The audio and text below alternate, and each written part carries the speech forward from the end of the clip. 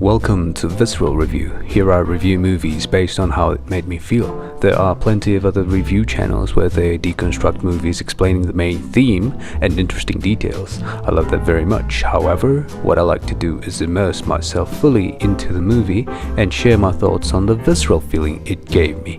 So without any further ado, let's get into the review. And there will be spoilers.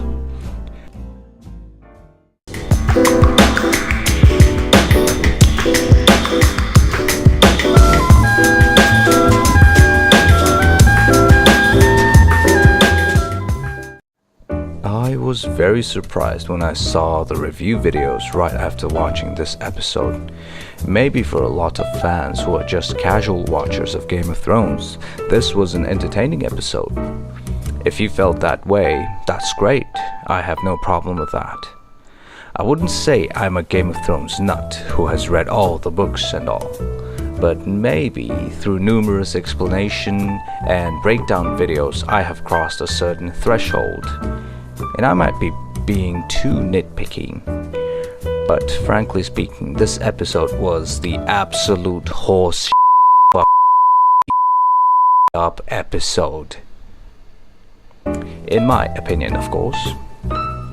Allow me to elaborate, and after I have stated my reasons for thinking this way, if you still disagree with me, I would love to hear your thoughts and constructive criticisms in the comments, so feel free to share your disagreements. I was willing to go along with everything up until the point where Daenerys started to rain down fire on the whole city with disregard of innocent civilians and soldiers after hearing the bells ring. All I could think of was why? Why? It's just so inconsistent with her character. Yeah, she lost a lot. She lost her child, the dragon, her dear friend, and tasted certain betrayal by her subject. The one person she loves can't love her back like before because of blood relation. But all her anger should be directed at Cersei. Why obliterate the innocent? She said herself she's not loved here and she wants to rule the Seven Kingdoms, and this is what she chooses? From the beginning, this episode was putting across that phrase of, "Oh, whenever a Targaryen is born, gods flip a coin." Meaning they either turn into mad tyrants or they become great rulers, and yeah, Dany has that blood of the Mad King, her father. But guess what? It took years and bunch of traumatic events for the Mad King to finally turn mad and try to burn all the innocent citizens of King's Landing. People don't change so quickly and abruptly like that. It's so out of character, it just threw me off. Everything that happened afterwards just made no sense for me. Even if she had gone mad, she wouldn't do that. If I had gone mad, I would conquer the city and the kingdom, and then rain down my wrath slowly and terribly, one by one, on all the people who defied me. Or maybe I'm just a psychopath. But if the real Mad King saw what had happened, even he would say, "This is crazy."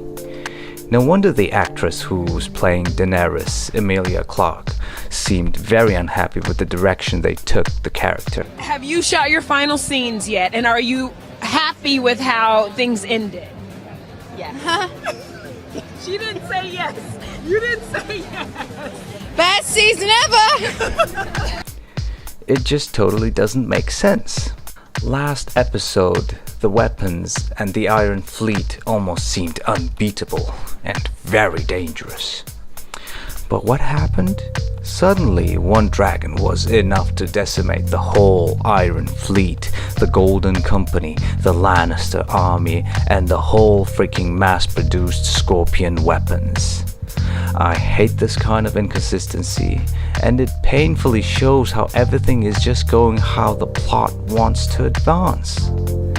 That is such a forced way of writing, and just nullifies all the other aspects of the movie. There are a lot of people who just can't enjoy the movie because of this kind of inconsistency plot armor, when actually the rest of the movie was really great. If you're spending so much money and time on a movie project, and I think it's not so hard to think this through and make it feel more earned, you know? I'm not saying it should be airtight perfect, but I'm pretty sure I'm not asking for too much. The armies didn't do anything. They just stood there with their hands in their asses, doing nothing. John was so confused by the writing, even he was screaming, "Cut! Cut the scene! Stop recording!" But nobody could hear him. After this, you almost feel bad about Cersei. Frickin' Cersei, guys. And what about Jaime? Oh, what about Jaime, though? His arc of redemption was so good and juicy. It was so compelling and interesting when he decided to leave Brienne and go confront Cersei. It was such an interesting development of a man who was trying to redeem himself of his past deeds, but still couldn't let go of his love for this hateful and destructive woman who ultimately in her madness cheats on him with Euron and even sends Bronn to kill him and Tyrion. It had so many possible options. It was just so interesting where Jaime's arc could have led him. I didn't even want to think about it. But la-di frickin' da, the man who put down his honor and killed King he was sworn to protect when the Mad King was about to burn all the innocent people, comes back to Cersei and says, "I don't care about the people." He was instantly turned back to season 1 Jaime. Poof. And what about Euron? What a wasted character. In the books, he's this crazy pirate who has been all over the world and even has a horn that is said to be able to control a dragon. He does black magic and sorcery. He has so many secrets that even all the crew members of his ship have their tongues cut off. The directors promised us he would be even worse than Ramsay. Absolutely ridiculous.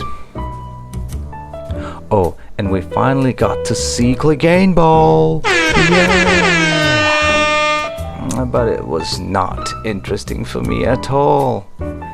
For those of you who don't know, a lot of people have been speculating and waiting for the Clegane brothers, the Hound and the Mountain, to fight with each other for years now.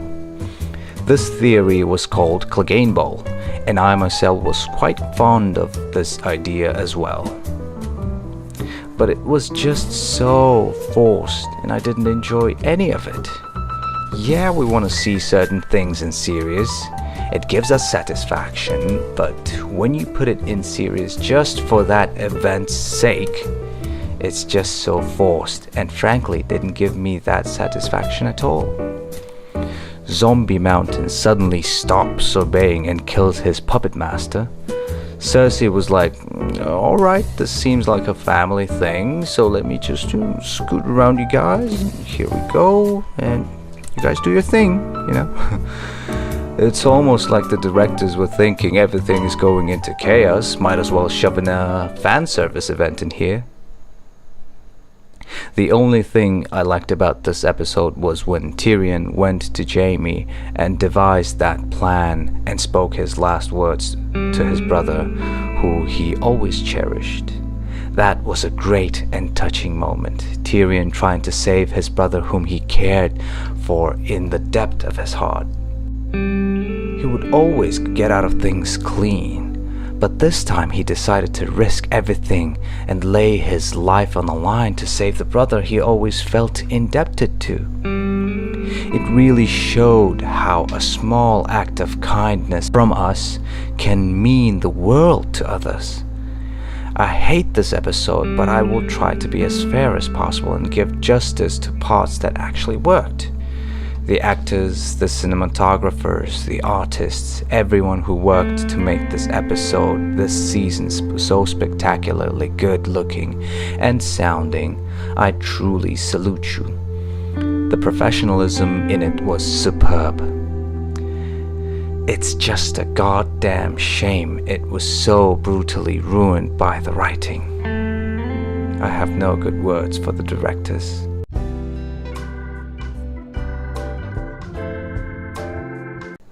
I guess we'll just have to wait for the last episode.